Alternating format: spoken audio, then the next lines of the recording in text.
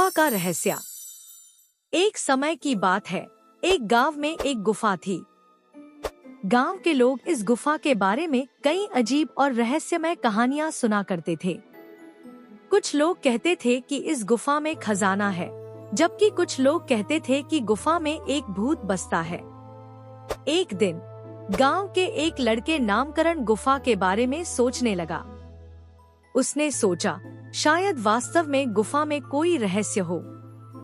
मैं जाकर देखता हूँ। नामकरण ने अपने दोस्त सुरेश को साथ लेने का निर्णय किया।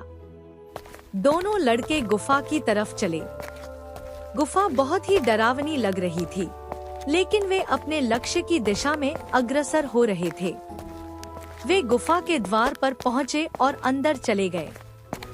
गुफा के अंदर काफी अंधेरा था, लेकिन वे अपनी टॉर्च लाइट की मदद से आगे बढ़ते रहे। धीरे धीरे वे गुफा के गहराई में चले गए। चलते चलते उन्होंने एक बड़ी कमरे को खोज निकाला। कमरे के बीच में एक विशाल संदूक था। नामकरण और सुरेश ने संदूक को खोला और वहां से कुछ सिक्के और गहने निकाले। वे हंसते हुए और खुश होकर वापस अपने गांव की ओर रवाना हुए।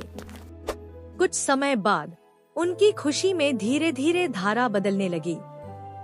वे दोस्तों और पड़ोसियों के साथ अपनी धन संपदा की बड़ाई करने लगे। लेकिन इससे पहले कि उन्हें पता चला, गुफा में एक बुढ़ा साधु छुपा हुआ था।